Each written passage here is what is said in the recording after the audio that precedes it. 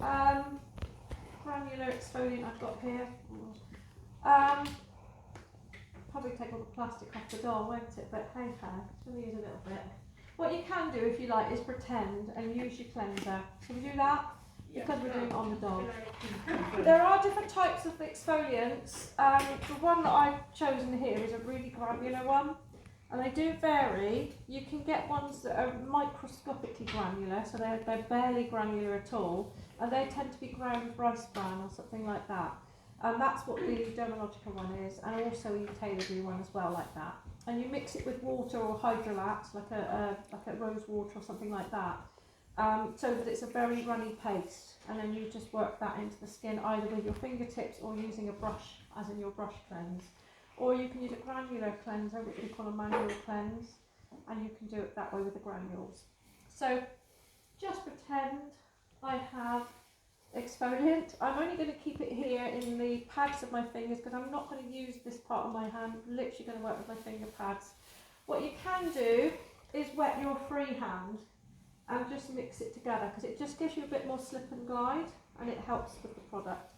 So then I'm literally going to press it on the face. I don't want to do the neck, I'm just going to work on the face.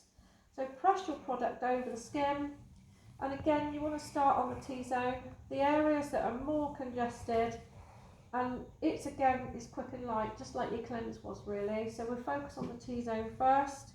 I'm not putting any pressure on, I'm just allowing the beads or granules to do their work.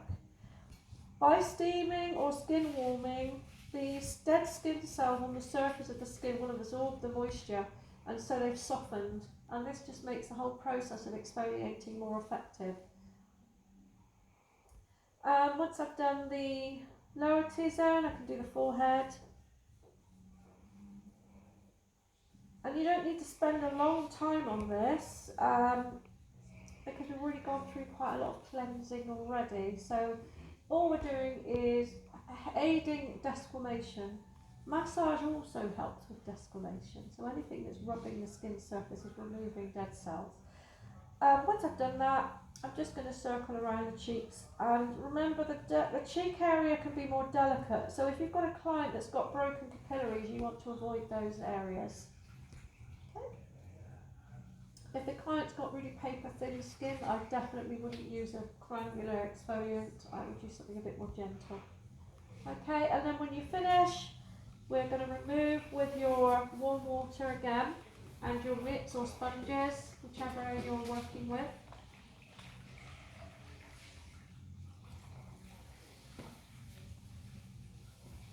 You can use a chemical exfoliant, which is basically fruit acids or AHAs, and they work without the granular or manual experience, because all they do is they start to dissolve the dead skin, and it just, when you work over it, it starts to lift the skin away really effectively without any of the granules or grains. You might want to wipe over this a couple of times because you want to get all the gritty bits off the skin. If you're going into the massage next, you'll want to get all the gritty stuff off.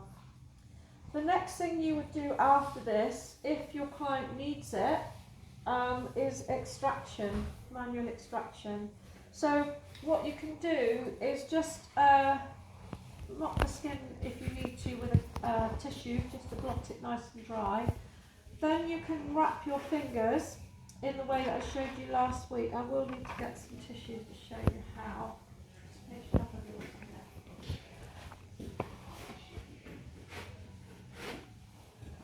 So you need 2 tissues for this, and you need to have gloved hands. I mean, we are anyway now because of the new regulations. We are wearing gloves. Fold your tissues in half, and then just let them sit over the top of the finger like that. So just drape them over your finger, your ring finger.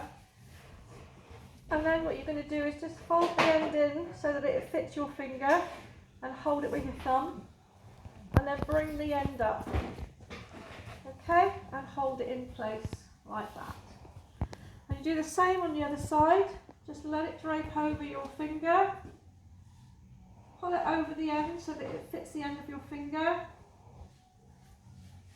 and then bring the bottom up and tuck it in.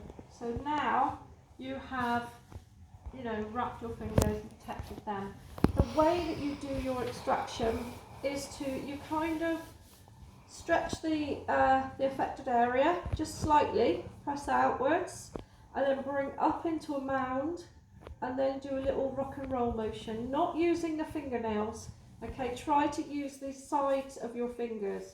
So it's very difficult to show on a rubber doll, but you are basically pull apart, up into a mound, and then you're doing this little rock and roll motion. And then what you should do is that gentle squeezing should be enough to pop the product out of the pores, and then you can just wipe away with your tissue. Alright? If they don't come out easily, please don't continue to constantly squeeze and squeeze and squeeze, because you will bruise the client and you won't achieve what you set out to do. And instead of them going away with lovely glowing clear skin, they're going to go away with red marks and bruises. So we need to be gentle when we do it. If they're not ready to come out, then that's home care advice, isn't it? Home care advice: exfoliate, use a mask. After you've had a shower or a hot bath, you know, a bath so they've steamed a little bit and the pores are open, have a little go. You can show them how to do it, but always with clean hands and always with a clean skin. Alright, so that is your extraction. So then you would go on to do the massage. Okay, so we're going to do the massage.